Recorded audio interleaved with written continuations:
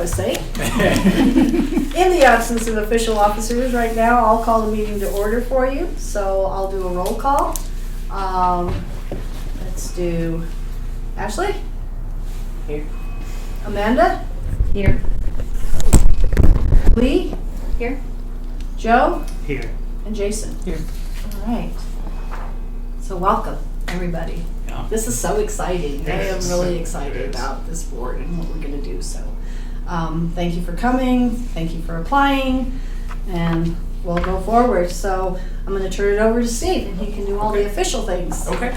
Well, yeah, I thought we'd just start by, talking about ourselves a little bit, and for the benefit of everyone, just talking about what your interest is in serving in the Lodging Tax Advisory Board, and what you envision helping us with. And so tonight's kind of the organizational meeting. And Lee, I do have your email, and when we get to the discussion, I want to go through some of the points you brought up too, so we can have that as part of the discussion.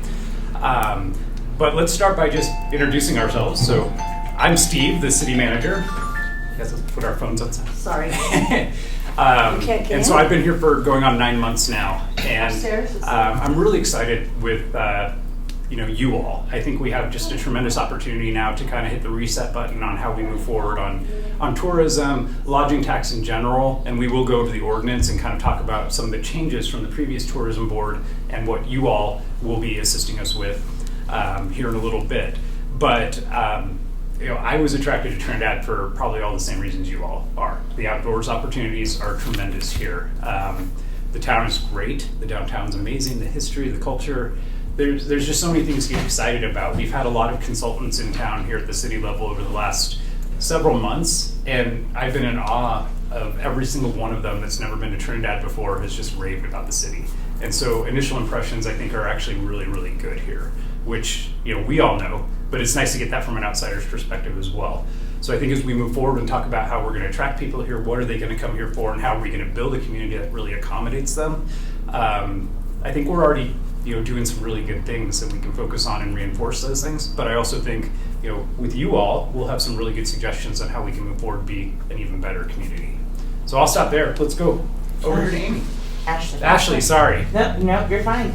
So Ashley Ryan, retail manager for Native Roots. I've been the manager there for like 2 years. I've been with the company for a little over 3. I'm doing this. I'm on the little committee for Cafe Williams Memorial Statue. I'm excited to be working on that. I'm also just recently added to the Chamber of Commerce here in Trinidad, so I'm going to start learning about that stuff. I've been here 6 years, going on 7 years now. I'm ready to start. We're settled in. I have a career. I'm ready to start contributing. I'm excited about what I can do here, especially with cannabis. It's not been a real feature. It's been here, and it's been great for the city. But I feel like people shy away with it. But now I'm sort of sensing a move to where maybe we can be able to incorporate some of these things. So I'm looking forward to see how I can blend that with recreation, with restaurants. Like I said in my interview, I'd love to set up a dinner or something like that. Work on cannabis packages for something that people can build to come to Trinidad for. That includes all of these other things. I'm looking forward to see what we can do here and helping us all grow our business. Cool. Thanks, Ashley. Mm-hmm. All right. Amanda Korth, my husband and I have lived here now 20 months. I started with a financial advisor, so we have a financial advisory business. I also started a nonprofit called Women of Los Animas County, because when you look up and down Main Street and all over Los Animas County, the majority of the business are owned by or led by women. I love being on this because I want to be able to translate what the opportunities are to the merchants in the area. I think there's a lot of merchants who they hear, festival after festival, and they go, oh, okay, well, I guess I need to have somebody here on the weekend. Well, how can they capitalize on that? So I'd love to help translate everything that we're doing here on how the businesses can really capitalize on that, because that creates a whole environment. It creates a mindset. It creates something that makes people very welcomed when they come here to experience everything we have here. And we have 2 cats and now 2 puppy dogs and 17 chickens. 17 chickens. How about partners? Partners. Your partners group, your county partners. Oh yeah, county marketing partner. Well, I started that back in February. I won the tourism grant for a winter festival we're going to be doing next February, from February 2nd through the 4th, and Marty knows about it, and Jared definitely knows about it. And I'm also helping with the rodeo. There is going to be a rodeo this year, totally new, lots of new stuff going on. It's all quite exciting. Awesome. Exciting. Jason, what's that on those surfboards on your shirt? I think it's a toucan. Oh, it's a toucan. Sorry, from here to this. It's summer in my mind. I love it.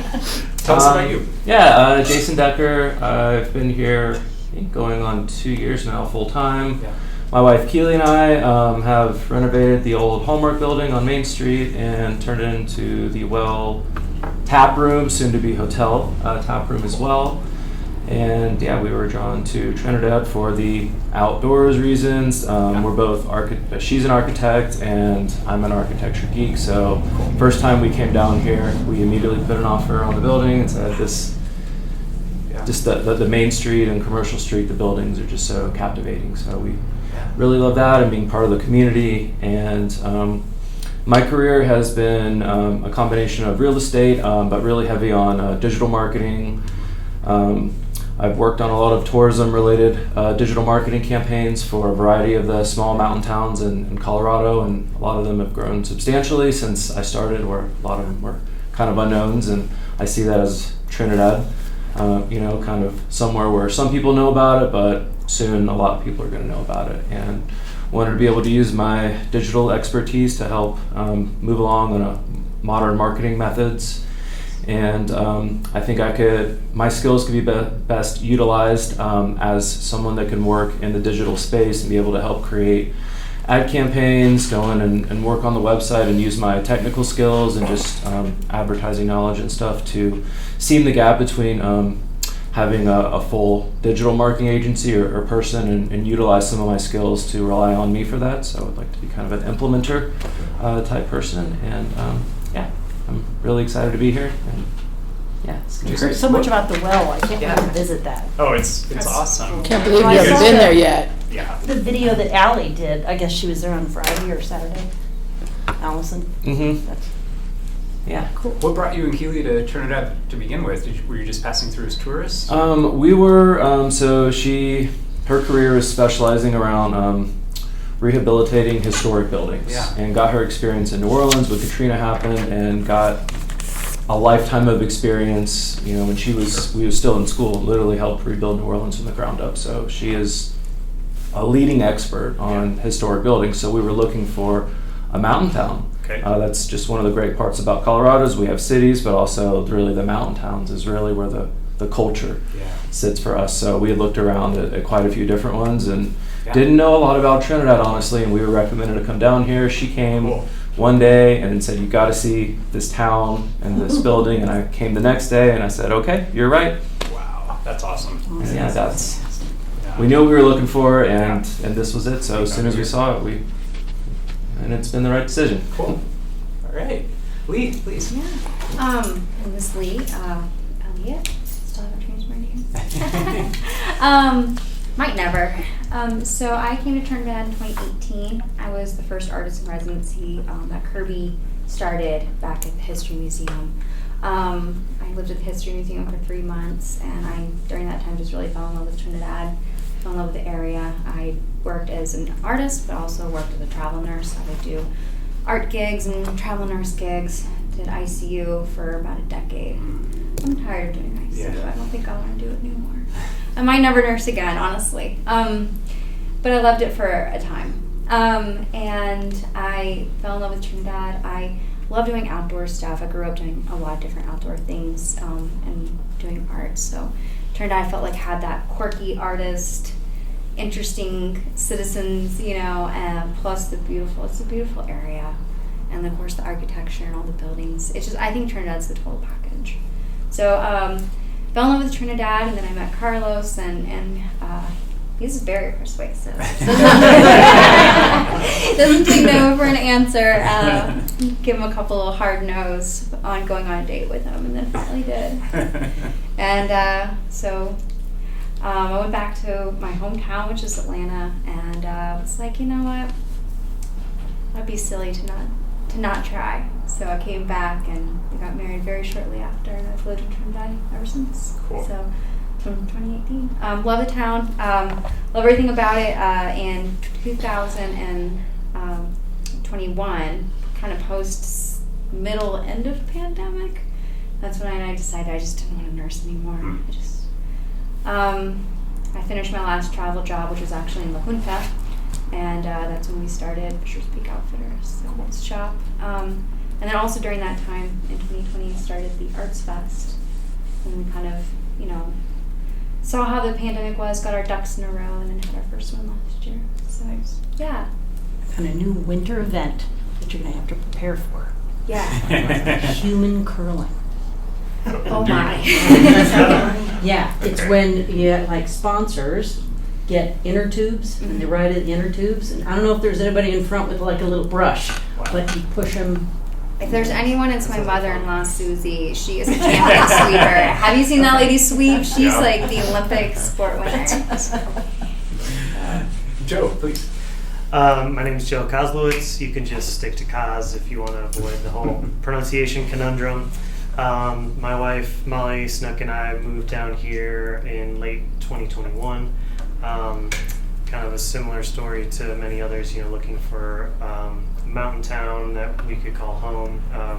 She grew up in the Denver area, and I lived there for 12 years. And we had been kicking around the idea of switching up and trying small town living for quite a long time, but so many places are just out of reach, Frankly, if I had my way, like I'd be in Salida.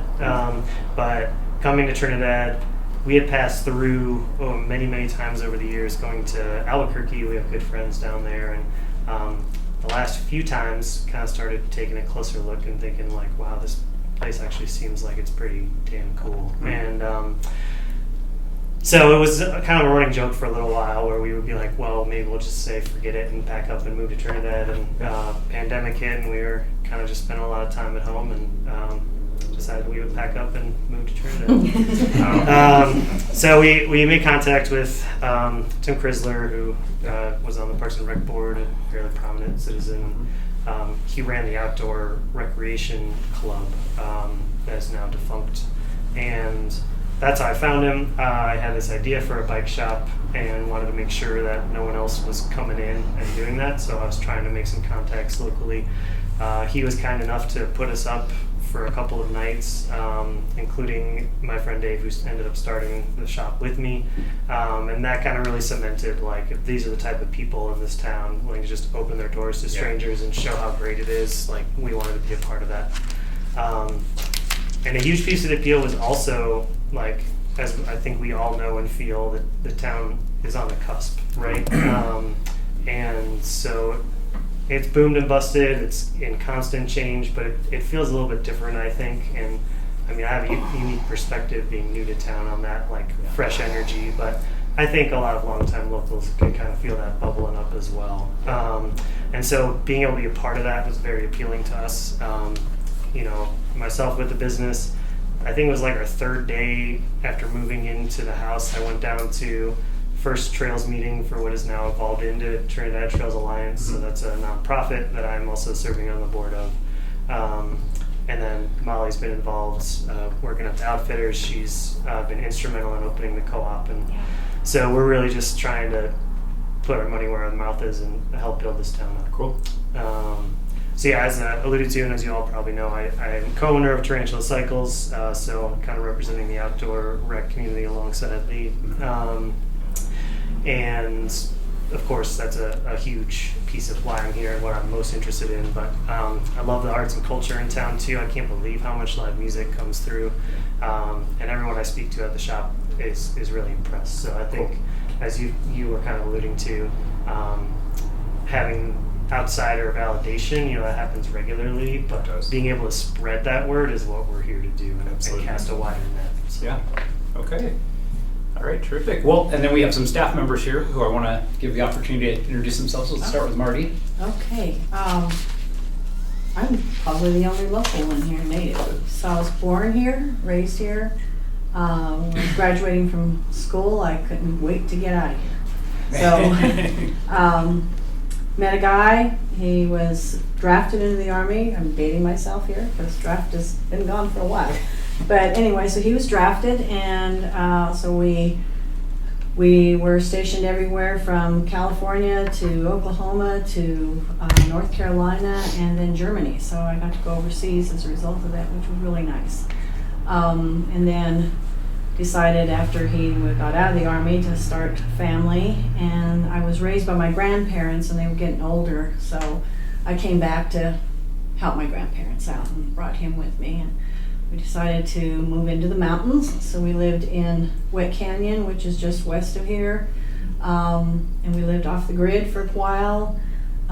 Did some gardening, and we didn't have water, we didn't have electricity. It was kind of hard, but the kids grew up with that, and they learned a lot of, really, really deep down how to live kind of things. So we did that for many years. We harvested pine cones, we harvested branches off the trees, we rented out the fields for hay. We did all those kinds of things to live off the land. So it was pretty neat. I have 7 children.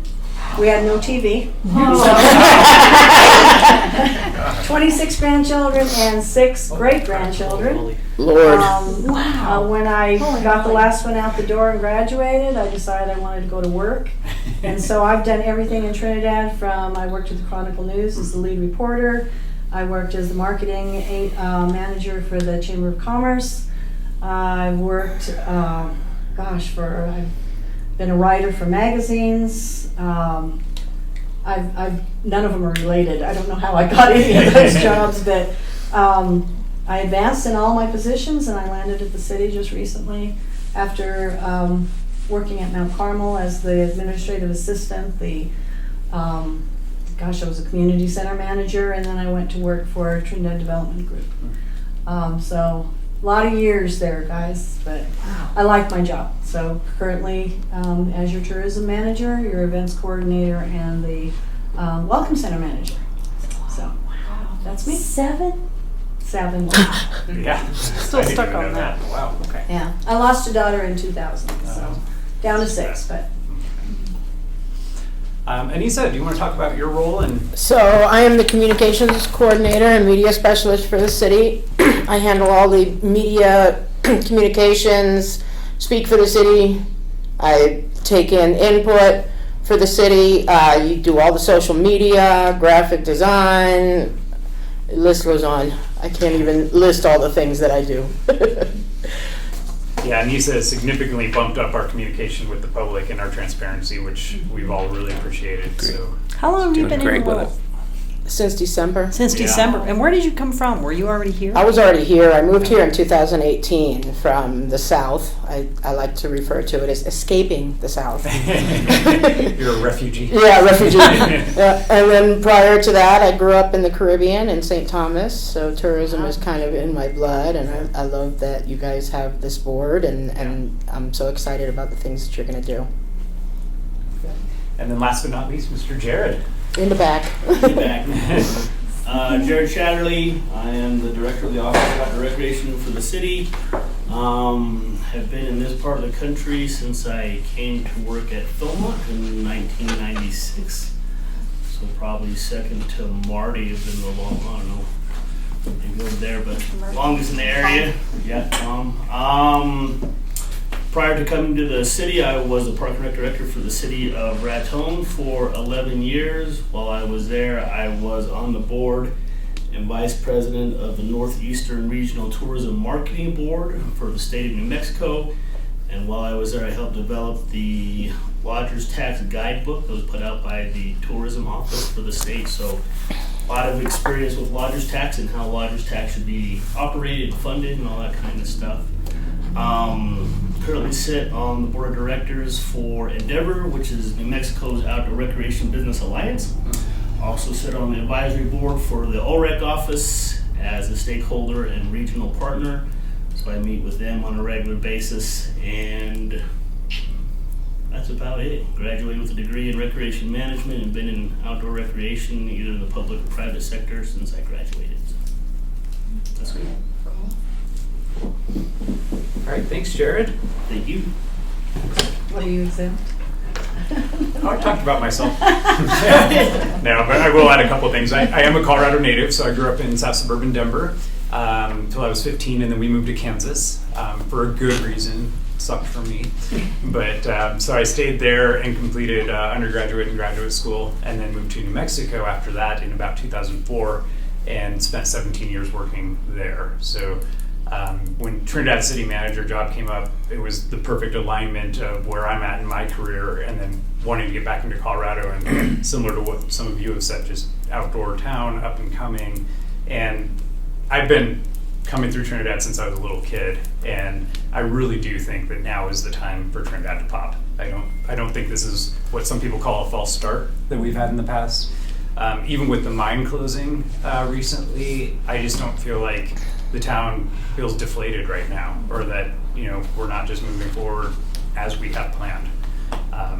So that's kind of where I'm at. And K-State or KU? KU, yeah. So Wichita State as an undergrad, and then KU as a master's. But it was challenging because Wichita State now has a basketball team, so I don't know who to root for anymore. So next, I just kind of wanted to go over the revised ordinance, which created this board, and kind of deviated a little bit from what we were doing before. So I think you all have a copy of it in your packet, and just kind of wanted to highlight some of the things that are the same, some of the changes. A big part of the new ordinance is just enforcement of lodging tax in general. So the previous ordinance, just so you all know, was adopted in 2001. It was brought forth as an initiative that was approved by the voters. And with it came a 3% lodging tax that we assess on hotel room stays. Lodging tax is a really interesting animal. So it's not a tax that really pertains to our residents here locally. It's all on our tourists and visitors. Traditionally, lodging tax is used for marketing, advertising, convention and visitors bureau services, that type of thing for a city. And we're keeping that as part of our big mission in this as well. So you've probably heard discussions from the council and the community about potentially raising our lodging tax. That's something we're going to be looking for your perspective and advice on. So that would be a ballot question we would have to submit to the voters in November. And the deadline for getting that on the ballot is sometime in July. So we've got a little bit of time, but we definitely want to have that discussion with you all. Oh, Yeah. sorry, you're probably going to go into that. Nope. What is the average lodging tax for a small mountain town? Well, and that's the thing. We're at 3%. It varies, I would say, anywhere between, we're probably about the lowest in the region, but regionally it varies between maybe 4.1% and 6.5%. Denver's at 14%, I believe, or 11%. Jeez. They're really high. A lot of towns are really high. Your ski resorts are real high. Ski resorts are high. So when you think about lodging tax, basically let's say $100 a night for a hotel room, 3% right now, we're adding $3 onto that though. So I think we would probably want to engage our hotel community as well to get their perspective on this, because the last thing we would want to do is create a situation where people now aren't going to stay in Trinidad because they have to pay a few extra dollars for a night's stay. I don't see that happening, but that's definitely something we want to have the conversation on. So that's lodger's tax in essence.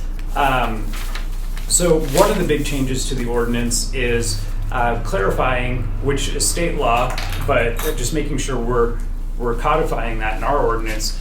Lodging tax can only be assessed on stays of 30 days or less. So anytime you get over 30 days, then you're into a lease or a rent type of thing. So it's really meant for temporary stays. One of the things that comes up as a question is Airbnbs, VRBOs. Do we charge lodging tax for those? Yes, they are subject to this. They're short-term rentals and they would be subject to lodging tax. My understanding is Airbnb, they have a pretty robust system where they actually collect that directly from their residents and then they remit that to the city. VRBO, I'm not sure they're there yet. Mm-hmm. So I don't think we're actually collecting lodging tax, but that's something that I think a lot of cities are fighting right now, but we absolutely should have that. Bed and breakfast, anything where it's just kind of a short-term stay, technically it should be subject to lodging tax. So again, going on the enforcement side, that was one of the big changes in this ordinance. The previous ordinance, the spirit was great, but it really didn't give us subpoena authority or audit authority or any authority to verify what the hotels were reporting to us. We're not necessarily going to get in the grill of all the hotels and make them prove everything to us. But if there is a dispute or something that's suspect, our finance director now has some authority to actually look at their records and their books confidentially. But I think that's really important. And really for me, it's an equity thing, because if one hotel is going out of their way to make sure they're reporting their lodging tax correctly and doing everything by the book, and another hotel's trying to circumvent that, that's not fair to the hotel who's doing everything right. Or to the taxpayers who, approved this 3% back in the day. I have a Yeah, please. question. So Airbnbs are currently paying our 3%? They are. Okay. Yeah. Okay. And VRBOs are not. So that's a corporate thing with Airbnb, where they have elected to, make sure they administer and collect the lodging tax on behalf of their residents who are staying with them. VRBO is not there yet. Anissa's been trying to get a hold of someone at Airbnb, right? We're gonna have to write a letter. Okay. Yeah. So That's what they have been want. collecting it, but they haven't. Apparently, that's what No, they they are prefer. paying. Airbnb Okay. is. Yep. Yeah. All right. They have no customer service for the city portal that they offer. Right. And I did a little research. I found like a PDF with an email address, but when I emailed it, it kicked it back. So obviously they're not using that person anymore. And when you try to go through their number for customer service, you're dealing with outsourced sales or customer service people, and they barely understand what you need. So I think a letter is going to have to be the way to go. Yeah, and so Nisa's just trying to get a good contact so we have a good relationship with Yeah. Airbnb for everything we want to Yeah. do with them. So currently in the city, they would need to register and get their own lodging tax license and then enter that into Airbnb. So there is no lodging tax license. This is a voter-approved tax or a levy that is just by statute imposed on any short-term rentals. Okay. So there's no license for that. But one thing that this group can talk about is do we want to get into the business at some point of permitting Airbnbs? And that certainly would fall under what you guys are talking about. So I think that's definitely something we should have a conversation on. So that would be a permit where, in order to operate an Airbnb, you would have to come to the city, pay a fee. There's benefits to that, though. We have you registered. It's also a mechanism for us to ensure that you're reporting your lodging tax. But some of the concerns, and not to get too off track, but some of the concerns with that is if we become that regulatory role, do we have a safety requirement then in ensuring there's proper sprinkler systems and ADA accessibility and all of that? So that's something we need to explore as well. But a lot of cities are doing that. With our One more. single inspector. With our Yeah. single, right. So like Santa Fe is a good example where they have so many Airbnbs, VRBOs, that they've created an entire division of their planning department to do inspections and to do permitting. So that, and it's paid for out of the revenue they receive from those licenses. I don't know that we're quite there yet, but it definitely is something to keep in mind. But yes, you had a question. One more clarification. I'm reading this Uh-huh. on section 7.42. Uh-huh. So it's kind of just lists out everything. Yeah. So it says motor hotel. So does that also include what am I trying to say? People bring their campers in, so it would be like a campsites as well, like mobile. It would be if you're campsites? renting out the trailer and making a profit. Okay, You'd be subject so to it. if we had, because I know like on Wolf Creek Pass, it's like, place after place after place where people can park their, Yeah. motorhomes. Yeah. Would we be able to charge that for 3%? No, that's not contemplated under this. So this Okay. is only if you're a business that's providing accommodations to somebody else. Or an individual. Or an A individual, yeah. homeowner. Yeah. Okay. You don't have to be a business, it can be a Interesting. homeowner. Okay, cool. But that is that would be a separate permit that we could Yeah. explore at some point if people, had a overnight stay permit type of thing. Yeah, because I know a lot of people have been saying they want that, and a lot of people who come through with Yeah. motorhomes. Yeah, want a We could designated really place. where nab they an can- extra little That's bit true. from everyone coming through. Okay. Um, Okay. Any questions on administration of the ordinance, or I don't want to read all the legalese, but you can certainly look at it and let me know if you have any questions. But I wanted to get to the lodging tax fund and what it prescribes, and then your role as advisory board members. So if you go to section 7-46. So what the city council, their policy is the previous ordinance said that the bulk of the money went into marketing and advertising, which, is a good use for lodging tax. In 2001, when we created the original 3% lodging tax, we were getting anywhere between $25,000 and $30,000 a year. We're now getting about $500,000 a year in lodging tax, so it's significantly increased. And so in benchmarking and looking at what other communities are doing, part of the suggestions that we just got from our recent outdoor recreation study was to look at a different model. And so we worked with the council and came up with what you see in front of you. So obviously, tourism, marketing, advertising is the highest percentage in here. So 35% of the revenues go into sustainable tourism, marketing, advertising, attracting conferences, conventions, capital expenditures, and meetings. I do want to point out that word capital expenditures. It's really important. The previous ordinance didn't permit that. In fact, it specifically said capital expenditures were not allowed. So we took some liberties probably under that ordinance in purchasing vehicles, but this gives maximum flexibility for those types of expenditures going forward, so we can be safe in whatever we want to do with it. And also conferences, conventions, the Chamber of Commerce, and I don't know if they've talked to you about this, Ashley, but they're proposing a model where we get small business meetings and do more conventions, not large scale conventions, but smaller things. We're starting to get some event space here. And so that's something that we can fund out of this revenue, which I think is terrific. I always like the idea of, let's just look at the Colorado Municipal League. They have subsections of like the attorneys and the municipal clerks, and they go all around the state. If they were to come here for one of their annual conferences, that's a group of people that may otherwise never come to Trinidad. And hopefully they're gonna have a good impression and go tell all their friends to come visit here. So I think that's something, kind of creative we can do with this new ordinance.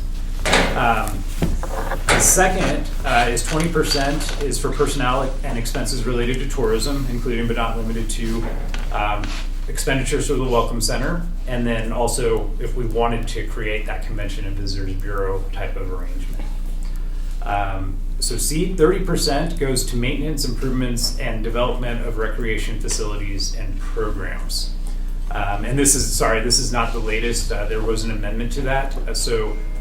Recreation facilities and programs has now been changed to quality of life programs. So, and hopefully, you guys probably have that. Okay, good. Yeah, it should be quality of life, and that's very intentional. We want that to be all-encompassing, so it can, fund things with the arts. The sky's the limit. But the big thing that I wanted to point out on this one is the city doesn't have a Parks and Recreation department, and that's just organizationally throughout the years. That's kind of been amended out of our operations. And what I'm hoping with this money is we can put some aside to really focus on preserving our trails, our parks, our open spaces. And the council believes, and I do too, that this all falls into tourism. If you come here, some people come through here and have a picnic in Kit Carson Park. We want that to look nice. We want to have the resources there to make those amenities great. Once we get our new Riverwalk, we want to have money dedicated to be able to preserve that and keep that up. And right now the general fund just doesn't have any dedicated money for that.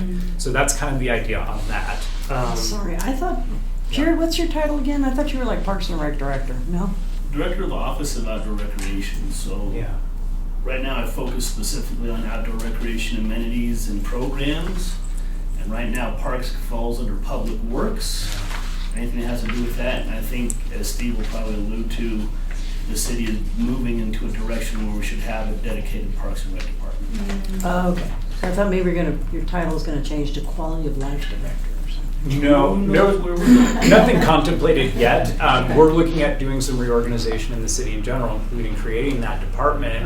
And one of the other things is, the city doesn't put on events, and we should. We should have city events, and that typically would come out of a Parks and Rec department.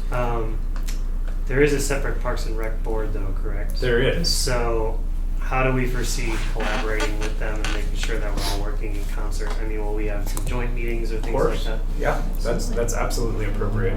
So we can definitely make that happen. especially since we have the money. Yeah, Yeah, and Office of Outdoor Recreation does not have a budget either, so exactly. another reason why this needs to be in there. Yeah, but no, I think a collaborative approach, Joe, is crucial for making sure we're connecting the dots. So right now, Parks and Rec, they're eligible to request funding out of marijuana funds third quarter, and all of our boards and commissions have that opportunity. And so they're doing some small things like improvements of the wormhole and that type of thing. But this is vastly more funding, and so I think, to your point, there's got to be a lot of coordination on how we operate together. Okay. Okay. Item D, 10% to support art and cultural events, programs, and facilities. So I think this is, recognizing, as a couple of you have said, that we're an artistic town. We really wanted some of our lodging tax to go into those types of functions. So that's where we'll be looking for you all for some advice on budgets and what we should do with that 10%. And then just kind of some wiggle room, E, and I stole this from Durango, 5% for any of the above purposes or other purposes related to the impacts of tourism. So it gives you a little bit of cushion, discretionary, to do some one-off creative things. If we have a specific opportunity that doesn't fall into one of the other buckets, then you'll be able to fund that or recommend funding for something really unique. And then F is just a budget provision. So any money left unspent following inclusion in the annual budget shall be held in reserves and allocated for the following fiscal year. And I will talk about budgeting a little bit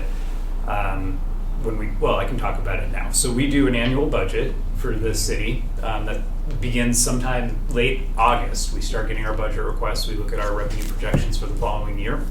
And the city council starts putting together with staff a proposed budget for the following fiscal year. So that's what you guys will be really heavily involved on this summer, is helping formulate the budget based on this ordinance and recommending to the city council what it is that they should be funding, which actually segues nicely into letter G here. So the city council decided to leave the budget intact as approved by the previous tourism board for this year. And Marty has handed out a copy of that. We will go over that after we're done with the ordinance. So you can kind of see what's been allocated for this fiscal year as well. Let's see. And then so item number 4 under that section, 2% of lodging tax goes to reimburse, it says, basically the city for administrative and clerical expenses. 2% goes into the general fund. And that's just because we're using our human resources for staff that's involved, our finance department that's administering a lot of these things, Cheryl's time. So it's just kind of a way for the general fund to collect some of that money and then be allocated by the city council. Okay, any questions on the intended uses or the buckets that we've created? Yeah, I Lee, have a quick please. question. I've heard a lot of things bouncing around the community about the new budget. Mm-hmm. So is all the city staff kind of clear? Because I've heard, like I said, I've heard a lot of weird things bouncing around. And of course, Trinidad, you never know what's true and what's here. Was it on Facebook? It was not on the chatter. I don't get on the chatter. About the current year's budget or next year's budget? No, I've just heard that the tourism budget's going to fund space to create, getting ovens, or that it's going to, be given, 30% is going to be given directly to the maintenance department. I've heard a lot of weird things bouncing around. So I just want to know what's. Nothing's been decided. So, like letter. G says there, so the current budget as established, nothing changes. Okay. And then 2024, we haven't even gotten to conversations on that Wonderful. yet. Okay. So none of that, yeah. Yeah, because I haven't tried. He was a bit inebriated in Okay, fair on Cinco de enough. Mayo. He was saying some stuff. I was like, I don't think that's how that works. No decisions have been made. In fact, any changes to this current budget or the development of next year's budget require city council approval. Okay. So it would have to Great. go through a public meeting before any of those decisions can be made. Okay, any other questions on the uses or the budget? And we'll talk about this year's budget too here in a little bit. So that brings us to section 7-47, your requirements and your board.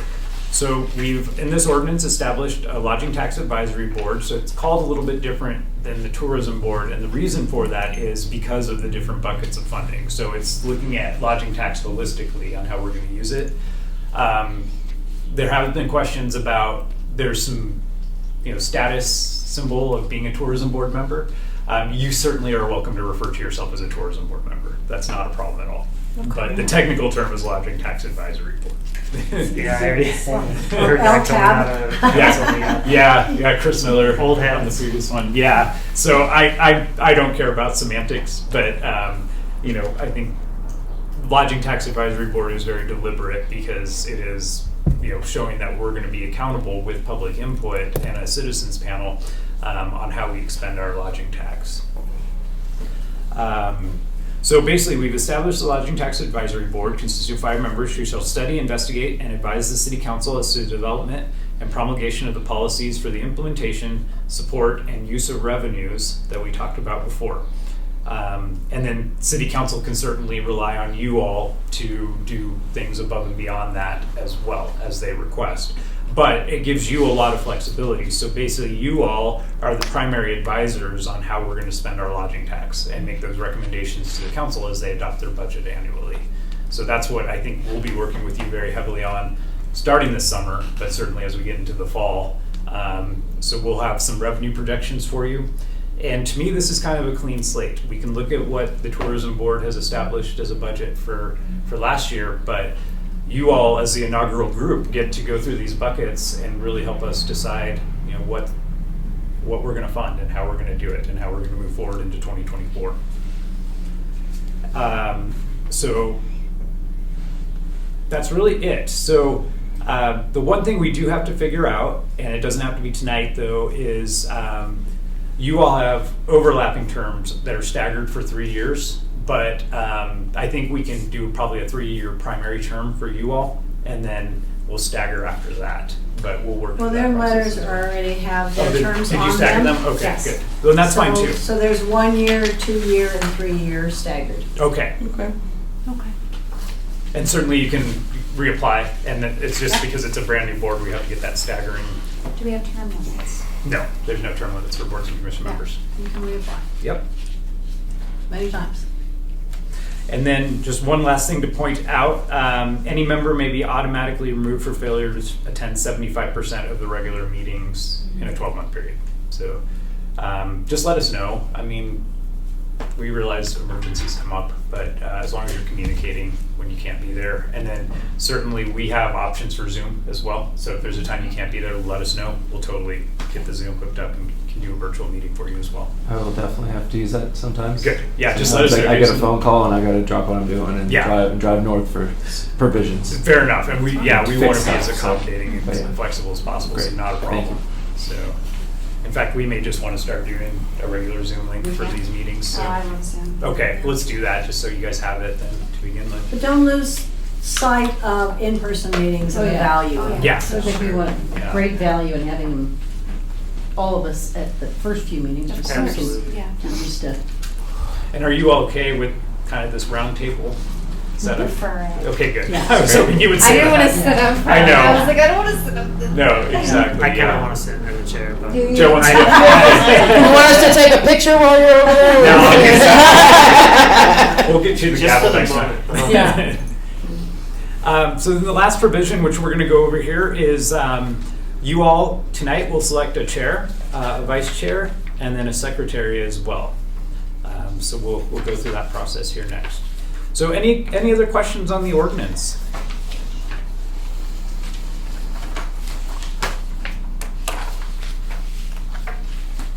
Steve, I'd like to add just one thing that Yeah, I've please. seen over the years as an advisory board. I've just seen lodging tax advisory boards and city council, city commissions get crosswise because the board spends all this time doing research and makes recommendations to the city council, and the city council brushes it aside because that's just what it is. It's a recommendation, and so then the board sometimes feel offended about, well, why are we here? They don't listen to what we say or do what we want them to do, and it's just nothing that reflected upon you guys. The commission will appreciate your work and don't feel offended if they totally disregard it, because that's their prerogative as elected officials. But don't let that get to you, because it will happen. And then lots of confrontations and ugly meetings between Rogers Tax Board and the city councils and city commissions, and board members have resigned because they don't think people care, but they do care. But you just have to keep in mind that unfortunately, depending on how you look at it, you just are advisors, and the city council can do with what they want with what you recommend. The good news is, though, I've talked to a lot of council members, and I think they really value the team we've assembled, and they're really looking, heavily at you all for your advice and perspective. So I think Jared's right. There may be a few things that are in disagreement, but I don't think they're just going to totally throw out your recommendations. So. I have one question that's not Please. kind of off topic, and you said this in the past, what I need to do. Since I'll be applying for the $5,000 for continuing events for the rodeo, for Jillian and I recused myself from that after. Okay. Yeah. And that's true. Actually, some of you may apply for tourism grants. We have our next round coming up here pretty soon. Yep. And so, June 1st. yeah, we'll make sure, we keep you guys safe and out of ethics conflicts. Yeah. Kind of back to Lee's point, if there's a round of grants coming up and the ordinance has been revised and kind of tweaked and expanded, we need to do some level of communication out to the population at large to say, like, oh, here's the new things that you could be applying for under the revised ordinance. Yeah, so again, this year's budget stays the same, so that'll be a conversation for 2024. Gotcha. Yeah. Okay. Yeah. And can I ask another, Of course. along with the lots of stuff bouncing around down, what is the reason we're not going to have Trinidad? Is because they didn't report on the P&Ls, or what was the? They didn't apply for. Oh, really? Yeah. They didn't apply Okay. for a grant. Okay, I just thought they didn't fulfill the requirements. No, they have a lot of problem getting volunteers, and the main event organizers are older and tired, is what they keep saying. Okay. So They I think don't it, have volunteers lined up. Okay. Just There's a lot been- of reasons. Yeah, there's been some accusations that the city hasn't funded them, and that's the reason they're not coming, but they haven't come to the council nor to Marty and asked for money. So, Okay. so there's, this is a town of rumors for sure. There's a Little lot Facebook. of rumors. So we've talked about kind of the role of the board. I have Lee's email, which you all got, and I'd like to actually go through some of those if that's okay with everyone, and we can kind of talk about that. So, because I think it helps clarify some of the things the previous tourism board was doing versus what you all, are looking into. So the first thing we asked for was the financial budgets for 21, 22, and 23. You have 23 in front of you. We can get you 21 and 22, absolutely. Yeah. So we'll make sure to get those out to you. It's just nice to have that historical So you can see them. information. Okay. Yep, so we'll get those out to you. Because, let's say someone approaches us who does want to do a festival like Trinidadio, Yeah. and we can look at what Trinidadio got and what, Absolutely. it's good to have historical info. Yeah, and Marty can Yeah. get you a copy of previous grant awards and that type of thing, so you have that information. Yeah, it'd be good to know. So then the second question you had, and I think you kind of alluded to this too, on expenditures that are happening currently, void of having the tourism board. The only expenditure to my knowledge that we've made is for the Wish Trip app, Okay. which was approved by the previous tourism board by Okay. consent. So that was the only thing I'm aware of that we've spent. Excellent. There have been, the previous board did. They've authorized some other things, right? Yeah, they did contract with some print advertising that we are committed to fulfilling, so there's that as well. That'll continue until those contracts are exhausted, so. Yeah, and we'll need There's to that. get you guys all that information. The only other thing though, that we didn't have a board, we wanted to get out the tourism grants that were applied for. So we assembled an in-house team to go through an objective evaluation of all the proposals, and I feel like we did a really fair job on that. And so everybody independently evaluated the proposals, and then we combined everyone's score into a matrix, so we could have independent appraisal, so it wasn't, groupthink or anything like that. And that's something, we'll probably ask you all to do as well. The previous tourism board, and it's not a criticism, but they like to just kind of discuss the grant proposals in an open meeting and then make a decision through conversation. I always think it's best for you all to independently evaluate them, so you have your own thoughts on it. We combine the scores, and then we can have that discussion after we kind of know what that looks like. So those would be the two things. Okay, and then your next question, the Mayor Pro Tem Ogletree asked about your interview, increasing tourism to stop at the visitor center. Yeah, absolutely. So Marty can certainly talk about our visitor count. They've gone down. But one of the things I wanted to mention on this is, and we'll be looking for your advice on this, thoughts have come up about moving the Welcome Center. Yes. It is in an awkward position. It is. Especially for people who aren't used to this roundabout. It is. And then right there, it's kind of busy with McDonald's and Taco Bell. Even if we put another entrance on the other side or Yeah. something, that might even be better. And so that, yeah, and I don't disagree with any of that. The question that I would pose to you all, not tonight, but once we get into the discussion is it worth the city spending millions of dollars to move a Welcome Center when we have so many other priorities? Oh, yeah. That's the big question we wrestle with. The number one thing our community is asking for is an indoor aquatic center. So, money we would spend on moving the Welcome Center might take away from those types of initiatives. But I think we also have some other ideas to I present just to think, you all. maybe it'd be a lot cheaper just to make a sign Yeah. and put it in another driveway. Well, and I can't wait to have these conversations with you all, because one of the things that has been expressed to us multiple times is the presence of some kind of a welcome center downtown. And So an annex type thing. Yeah, an annex type thing. So I think Space to Create would be a terrific place to have a storefront there and staff that as a welcome center for when people are walking downtown. And then just so you all know, we've already engaged in conversations with Fisher's Peak, with the organizers there. They're going to put a welcome center for Fisher's Peak, and I'd really like to see us have a presence there as well. So when people are visiting the park, they get information about what to do in Trinidad as well.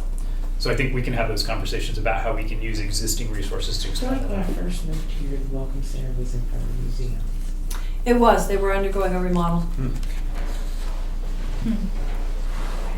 Okay, and then, But we don't have the exact numbers. do you know what your count is? I have, off the top of my head. No, okay. No, you don't have to. We'll send that out to you all. No, you don't need to. That's our homework. No. Okay. Oh. It's good to know, I can like, tell what's you your what we bell had- curve? what we had like, on is it- Friday. Yeah, is it better in July? Is it better in, It's- it's it good is. to know our bell curve. Yeah. So I'll get you all that. Cool. So, And Lee, you said Tracer, I think it's Placer. Is that it we Placer? pay for. Okay, I Yeah. apologize. Yeah, no apology needed. So it's a very expensive software program that we've had for a while that Keely has started looking into how we can avail ourselves of that. But she's actually found some alternatives that are cheaper and help us with economic development as well. But I still think we can get you some information from Placer that we have on file now, maybe. I don't know how it to. would be in Wally's office. The only thing I requested Wally from was- Placer was, I placed a pin when we were discussing the new Okay. location, but. We'll see if we can get into that system and get at least some data out of it. I've had a look at both of them. I think they're incredibly valuable resources. Okay, good. I looked at the newer one as well, Yeah. and I think that could be a great fit for the city, but I think it could be really the piece of data that we need to make intelligent decisions Yeah. on funding for events, Yeah. because how do you really know how well event, it's all Attendance kind of is- hearsay, yeah. but you can Yeah. geo-track and look at the event and look at the increase over an average day very easily, so it So I could really placed help a like some lot. geo-fencing with Placer. Cool. To try and get numbers on who was visiting the A.R. Mitchell Museum, for instance. But it was tracking everybody on the sidewalk that was walking by. It wasn't tracking the people that were walking in the door. Well, yeah, And you're so- gonna get some data on people walking by, but it would be great for a Main Street Yeah. festival or Yeah. a certain occurrence. It's not gonna be perfect, but you'll be able to see an Yeah. increase in an average Right. overall. So Jason, maybe what we could do at a future meeting is pull up Tracer or Placer, sorry, on the big screen. See what you started, Lou? Placer on the big screen, and we can all look at it together and kind of see the data we're getting. I'm a tech geek, so I geek out on That's data. perfect. I know. I'm already Then you'll be getting data from the Volunteer. app on a regular basis too, because the Yeah. app does the same thing. It tracks in real time. That's always my thing, is you gotta go off the data. I guess that's the nurse brain in me. Yeah, absolutely. I couldn't agree more. Yeah. Okay. So your next one is wayfinding signage. Yeah, that's something we've been having conversations about. So we actually have some wayfinding signage that was bought in 2011, I want to say, with an entire plan for deployment Oh boy. in the city, and it never got put up. So this is something that I discovered a few months into my tenure here and started saying, well, let's get them out. And the answer I got back was they don't have the reflective coating on them that like street signs would have for night vision. But in doing some digging, that's not something that would prohibit us from putting them up. So Keely and I actually went out a few weeks ago and looked at the signs that we have over at our public works yard, and we're making some plans to identify some of those to get those up. But I think we have more to do on that front too. I couldn't agree more that getting people to places and letting them know where things are at are really important. And just, for one example, public parking. City Hall, our parking lot is a designated public parking lot. We have this tiny little sign out there that says public parking, and people wouldn't know that. Pretty much all the public lots in town. Exactly. Very little signage. Exactly, and parking is something that I would love for you guys to talk about too, because I think that really impacts tourism, and we'll have some ideas to bring forward to you as well. So you're spot on, Lee. We had a program before, and we'll start deploying some of those signs, but I think we have an opportunity to go above and beyond and really have that be a focal point for the city. The RFPs for the previous marketing firms. So yes, we did do an RFP, and we received proposals in to do marketing and advertising services. The previous tourism board, I believe, started with a budget of $30,000. Yes. Okay. No. Was it 60 or? It was 60. 60,000. It was 60,000, and then they increased it to And they increased it 100,000. to 100,000. Yes. Yeah. And so the proposals we received were evaluated by the previous tourism board, and they made a policy decision not to move forward with awarding a contract for those. So what I recommend is we have some marketing and advertising budget. I think we should get to what you all want to do before we, kind of pursue this further, because the previous ordinance basically said the bulk of the money, so that's $500,000, was supposed to go to a private entity to do marketing and advertising services with us. So I think that kind of demonstrates the need for this ordinance revision right there. But right now, we have an opportunity, if we want to engage professional services to help us with marketing and advertising, we could do a big national firm, but we can also hybrid that with some local vendors as well. Mm-hmm. And I think that's really important. Who knows Trinidad better than people here? And I think we made the point that there was a local vendor as well. So I would think we would want to re-solicit anything that we would want to do before moving forward, and do an independent RFP evaluation and go through the formal procurement process. But that is something, that I think you all should have a conversation about. Could we get all of the, I asked Wally before I left, could we get all of the surveys and the studies done within the city? And I thought there was 8 or 10 different surveys now. They're all on the website, on the city website. Are they? Okay, because there were only In a lot economic more development. pre-COVID. But do they also include the CDR, CDR Associates findings, what they recommend? Oh, I don't know. Because that was kind of They're recent. on- point. They'll fit what CDR is doing right now for the economic impact study isn't finalized, but I'm sure we have access to those once they do it. I don't know if anything. We have access to Fisher's Peak's master plan and the different surveys that were done through their efforts there, THK and CDR. So it's just a matter of contacting them and saying we'd like to have those. I just think that would So be we really also- great to read all that, to all be on the same page and see what's been done. There's a lot of So That's through really a lot of them. through the Colorado Regional Tourism too. Office, we also have done a visitor profile study. Oh, cool. We did awesome. a resident sentiment survey on tourism, so I have those as well. And there was a third one, I can't remember what it was, but yeah, so we also have those surveys that I could. Visitor profile was the second thing you said? The resident sentiment survey.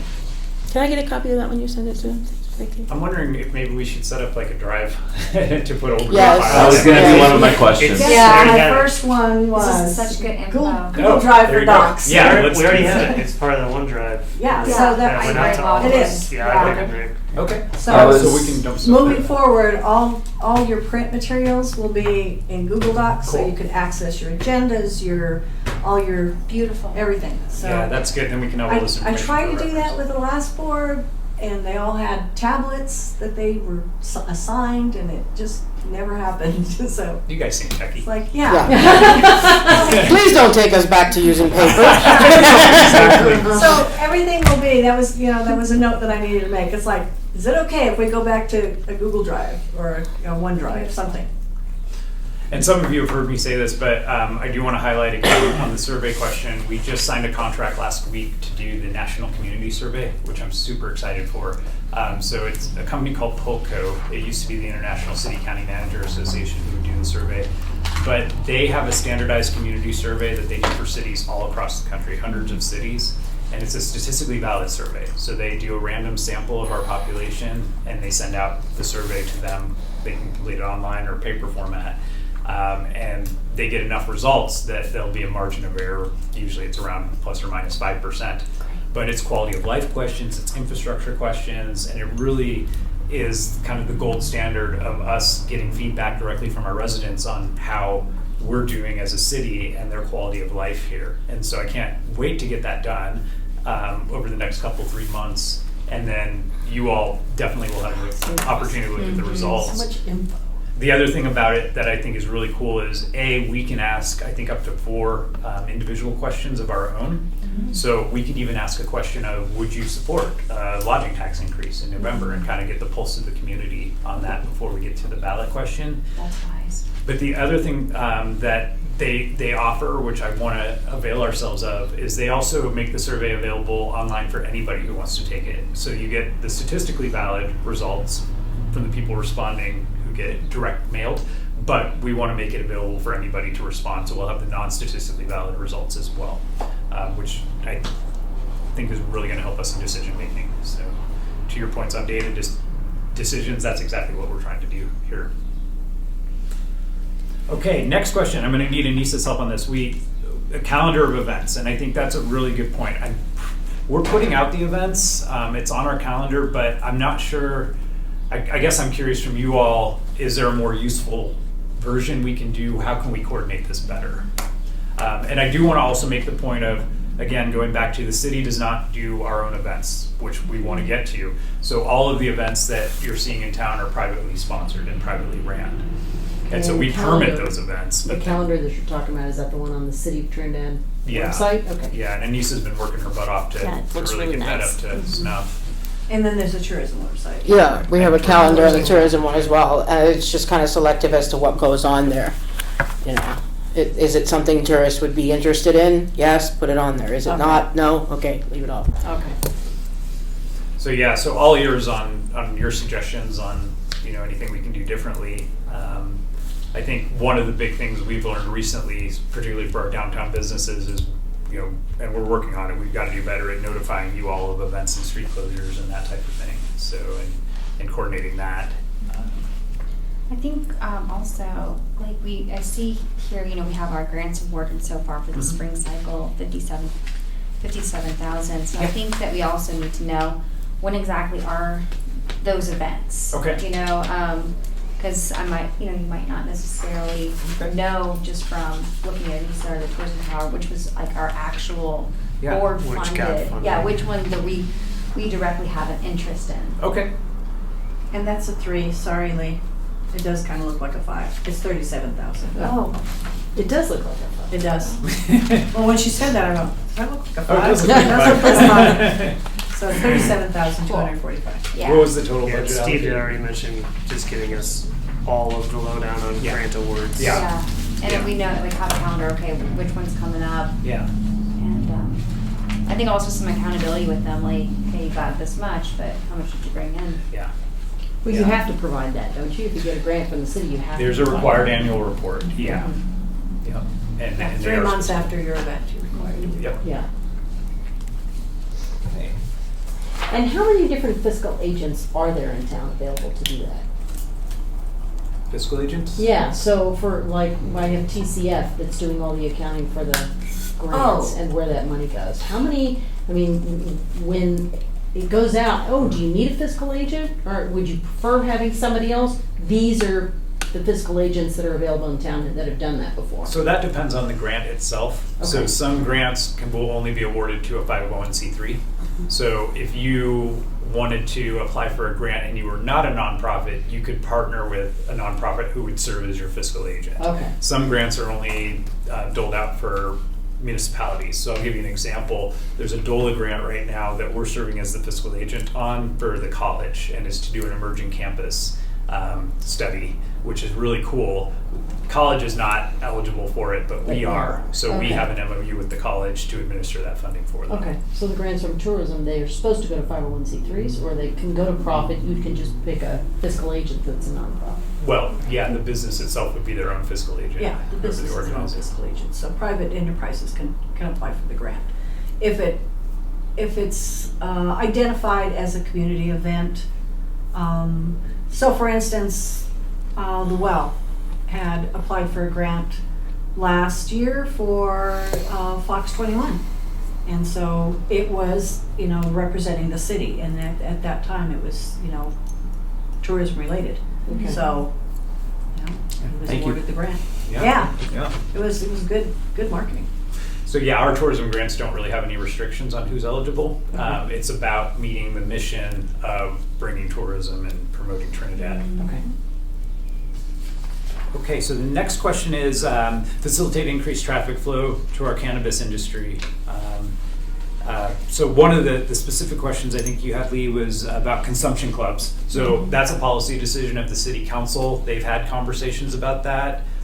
It hasn't come back, but I think there is some interest on the city council to have that conversation. And I've talked with several of them offline who feel like that would be a good fit for Trinidad. So it's definitely something we probably should have the conversation about sometime soon. So if it's this board's recommendation that we do that, we can certainly get that to the city council. Yeah, because if we could get some data from some other cities who've done it, Sure. and been like, okay, this is the data, and this is a recommendation, they can choose to do or not, but facilitating it is at least giving them the option of. Especially from a tourism standpoint, if people would, come here for a long weekend to avail themselves. Who knows? Okay, and then the next one is festivals, Radfest, which is so again, this is a really good question, Lee. So basically, the way these private events work is they apply for a permit through Marty, and they have to meet certain requirements per our ordinance, and then we issue them a permit to do the event. But they're all privately ran. But I think the bigger question of what you're going for on here, which Keely's kind of started, we've had conversations internally, is are there opportunities that we can partner with these private events to help Trinidad as a whole? It becomes challenging for us because we'd love to tell events, engage with businesses, do this section, that type of thing. But since it's their private event, we want to respect them and what they're trying to accomplish, because I wouldn't want someone coming and telling me how to plan my birthday party. But I do think there's some opportunities and some good conversations to be had on these. But again, my big thing is we need to get to the point, and I've said this 3 times now, of city events where we have total control over these events. Even some of the private events that are happening right now may be something that the city wants to explore. I've heard from people who have lived here for a long time that Santa Fe Trail Days used to be something that was quite amazing, like a really big deal, and now it's Labor just not Day as Parade. big. Yeah. It used to be the rodeo. Those Yeah. kinds of things were awesome years ago, and they just kind of fizzled out for whatever reason. So what can we do to help them out, or what can we do to partner with them? Lots of options and opportunities. Yeah. So lots of good conversations to have on that, and certainly all ears with you guys on types of events the city should have as we get to that programming over the next year. The trolley, great question. So the trolley was purchased by the previous tourism board, as well as, you are correct, there was a van, a 15-passenger van that's been purchased. Marty's in the process of getting it wrapped right now, so it markets and advertises Trinidad locally. We really don't have robust plans for utilizing those vehicles. So that's certainly something that I think you guys can recommend and help us with. One of our big problems right now is finding drivers for those vehicles. So if you know of any CDL people who are interested in a part-time gig, let us know. They need a passenger light type license to Yeah. drive passengers. So usually it falls into the scope of a bus driver or, you know, things like that. It can't be just any CDL driver. And so we thought, you know, communicating with the schools, you know, they have the bus drivers, they have the licenses, and we're just getting no interest. So we're looking. So keep your eyes and ears open.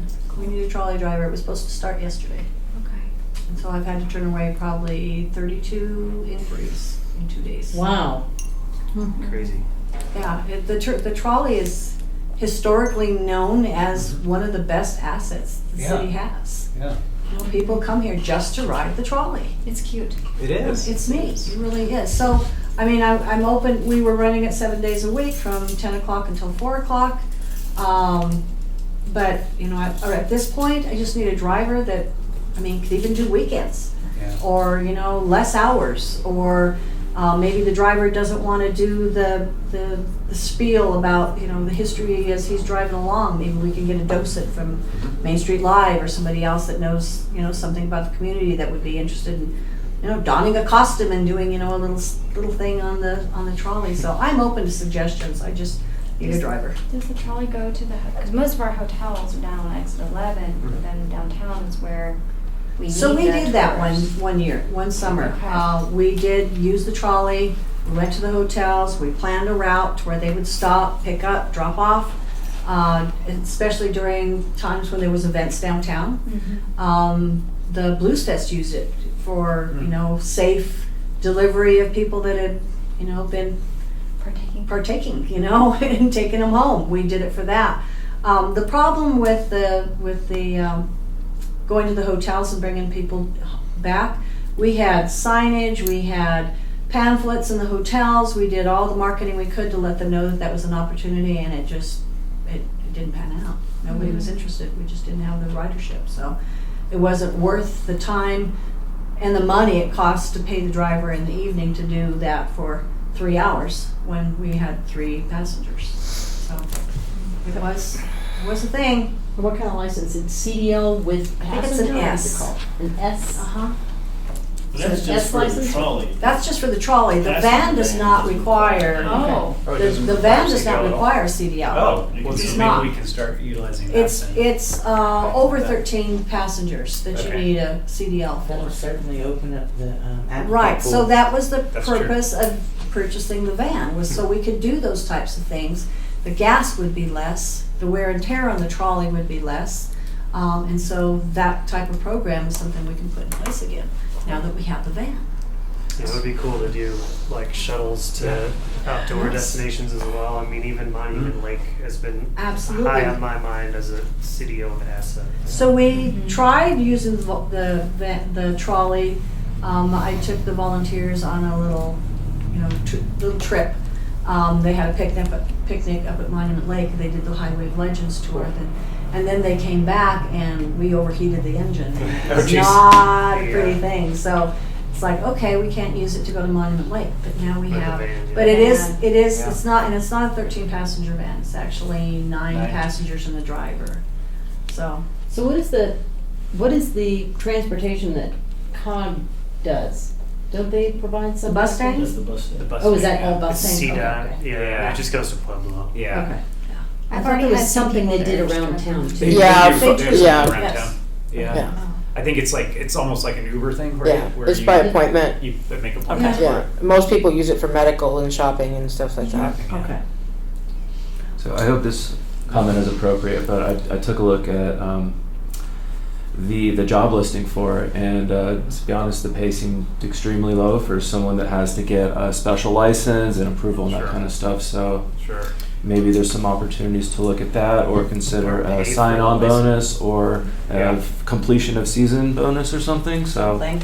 just throwing some ideas. I And thought it the does same say thing. 7 days a week, and it's Yeah. not clear Oh. that there's some options. Yeah. You know, that's flexible. I thought the same thing when I looked at it, and I think that's probably why we're not getting Can we Yeah, who anybody? wants to work 7 days a week? Nobody wants to work No. 8 hours a day, 7 days a week. It's like, I certainly wouldn't. No, thanks for that, Jason. I think that's definitely something we can Yeah. do on our end.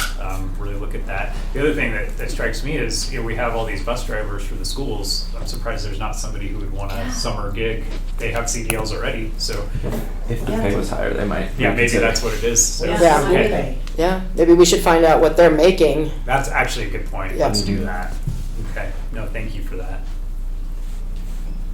Okay, the next bullet you had was conferences and events. We talked about that a little bit. So I think the best way to make this work, and I'm certainly curious in your ideas with our new funding, is to have someone either part-time or full-time dedicated on conferences and events, or these types of business meetings and conventions. So we have just such a unique opportunity right now. I think Space to Create could be a tremendous event center. The Mitchell Museum, I think they can host up to 200 people. And then, of course, we have our new hotel coming online, which also has conference space. I'm not sure, maybe you all know what the numbers it can accommodate. But we're carving out some really nice niches for people to come have some small business meetings. And then one of the things that comes up from time to time, though, is partnering with our local businesses, restaurants. If people are here on a Monday and Tuesday, are they going to have places they can go eat? Are they going to be able to And are they going to be open? have that experience? And that's my concern too, honestly. Like I want people to come have like just an outstanding impression of Trinidad, even if they're just coming here for the Plumbers Association conference. And I don't want them to leave and be like, yeah, there was nothing to do, everything was closed. And the city only has a certain role in that. That's kind of a chamber thing as well. But I think we all can start forming those partnerships and talking about how we can really engage our business community on creating that tourist destination and partnering with us. I think I know that the Historic Main Street Board is trying to get out some surveys to Yeah. ones and for businesses specifically, just talking about like July 4th. And the ones that we have gotten back already have already said that the reason they're not open on July 4th is they don't make enough money to cover their expenses. Or they don't make enough money to feel like that, well, I lost my holiday, but I made X amount of money, so I'm happy. So if you're sitting there all day and you're Right. bored, Right. why keep your business open? So I can Yeah. understand that. No, I can understand that. And some too. of them are, they're owner operated, so. Most of they them are can't- operated. Yeah, they can't hire an extra person to Yeah. man, a Yeah. business that's not bringing in any revenue. So the So thing why is- be open? Yeah, if you're going to give up your holiday, you better be Yeah. happy at the end of the day. Yeah. Yeah, financially. Exactly, and I certainly don't mean a criticism to any of the businesses. I get all that. I just would like to think about, as a tourist destination, what are people looking for when they're here, and how can we help with that process? For you all who are business owners, which is most of you, what is it still really hard to find help and assistance and people to come? I mean, maybe none of you are really looking for that, but I know in the service industry, it's really hard at restaurants and for people to find people to work those jobs. Somewhat. I'll say that the reason why a lot of places are closed is probably not the help, it's that they don't make enough money. Okay. Okay. That's why most places are closed Monday and Tuesdays. Yeah, because it's just not worth it for them. And even in the winter months, we close down 4 days a week and we're just about to open up Yeah. to 6. Yeah. And it's literally because we were losing money just being open, having one employee work. Yeah. It's either that or I go in there and work and make $50. Or there was days Zeros. nobody came in. Zero days. Wow.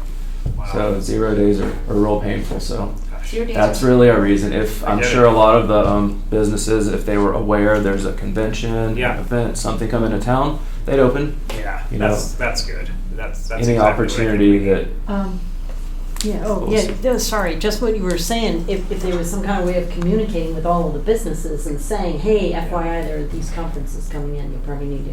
And we are working on that. So Keely's done a really good job of putting contacts together for all of our local businesses. Okay. So, and then we're working on, now that Wally's gone, looking at what we're going to do to transition into economic development. But I certainly think there's a role in working with our local businesses in that as well. You got any candidates for that?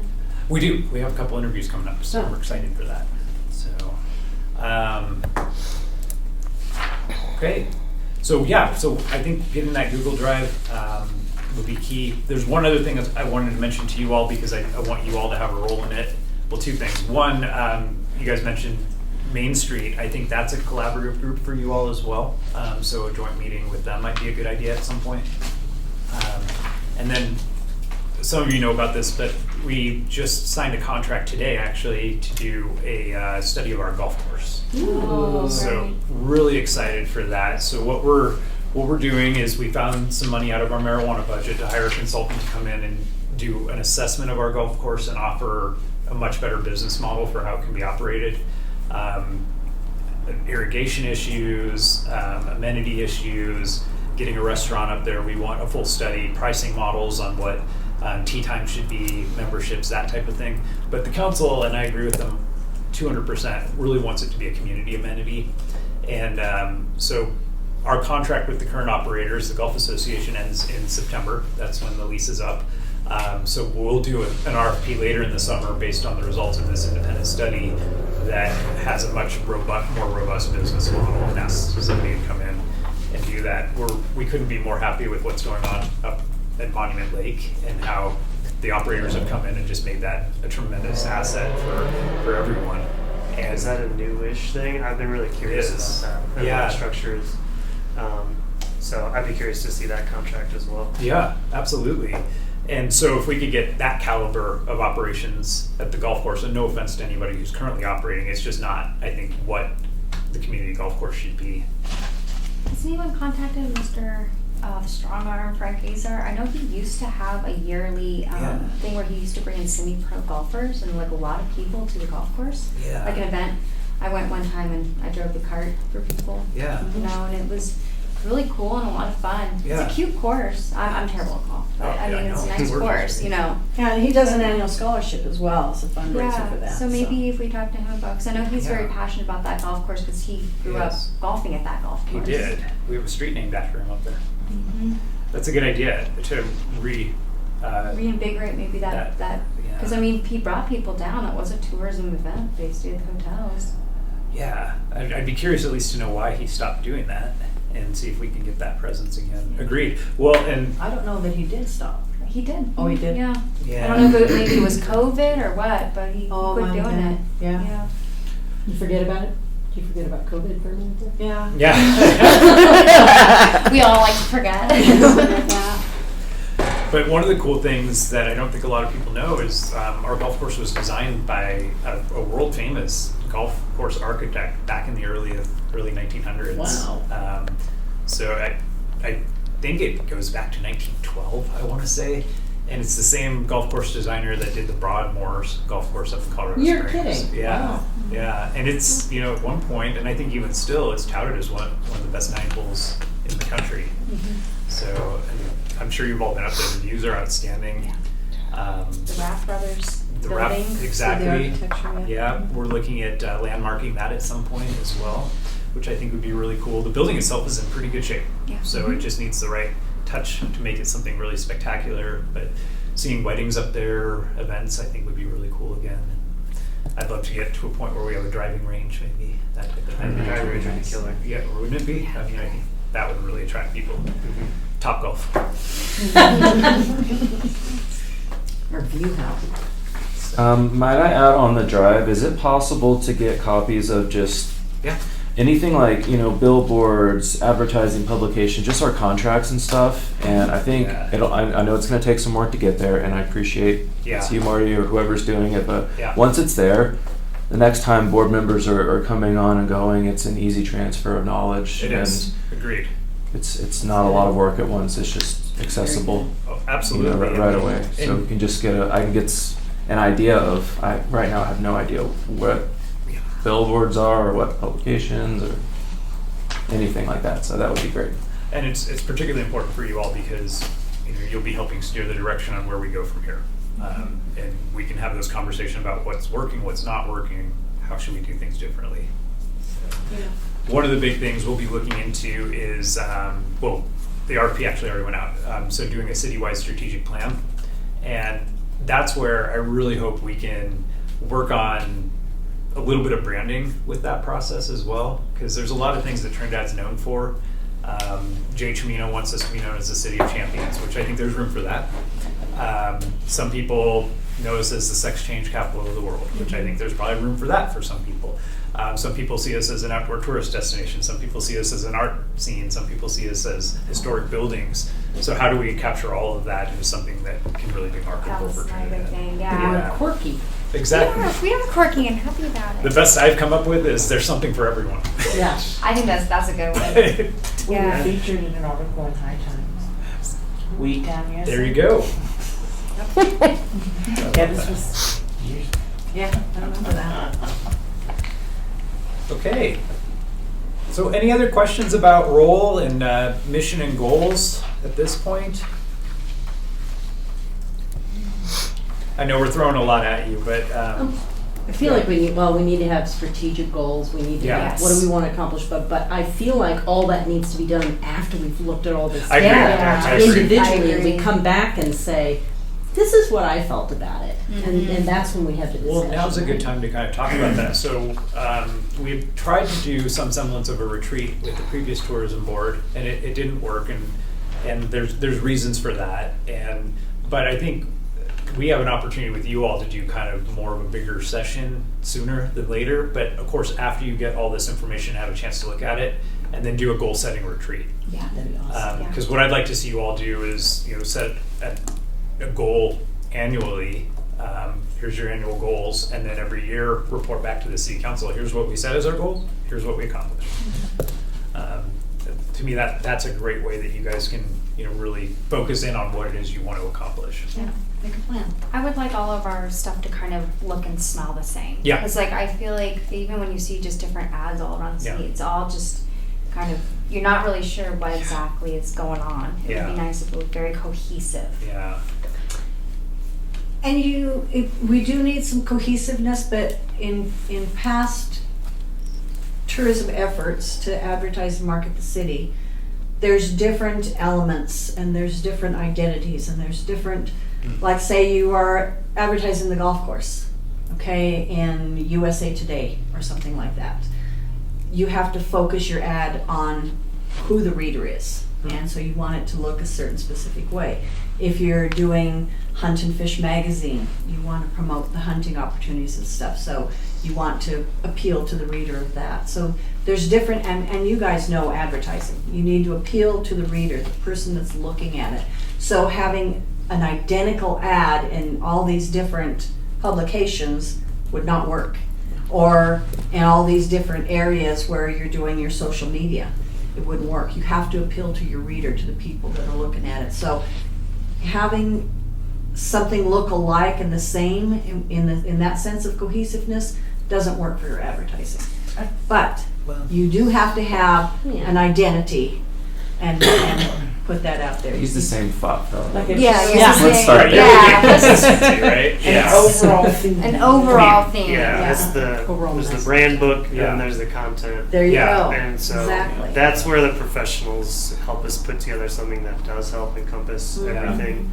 And that's what's at the bottom of the ad. Is things Yeah. like the font treatment and the Exactly. colors and all that. Colors, So yeah. yes, what we're saying in the specific ad will be different, but Right. I think that's kind of what you're getting at. Is Yeah. having the cohesion. Yeah.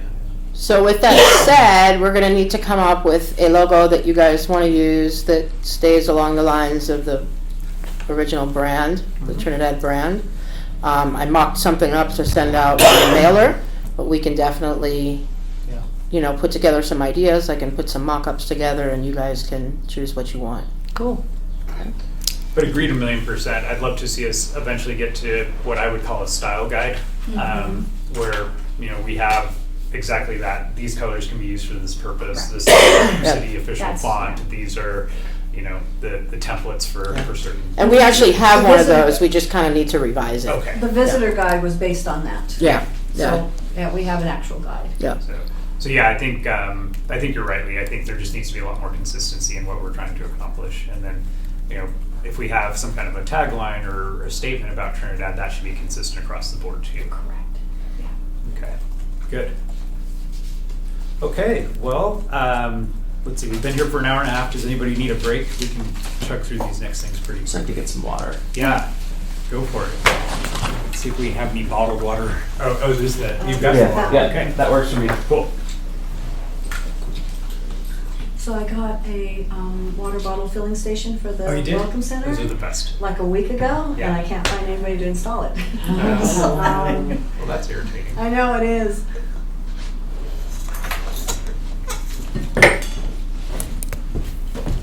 You just need a plumber? Yeah. Just need a plumber.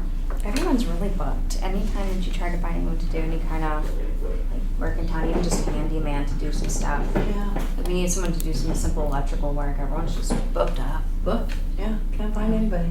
Called 5 different plumbers. Dang. Wow. Yeah. I feel Wow. like I have really good luck. Yeah, me too. Yeah. We had the guys come out the same day when the Yeah, air try to conditioner keep went it down up, last and, like, summer. the day I call them every time. Of the AC? No, for just stuff we're working on at the house.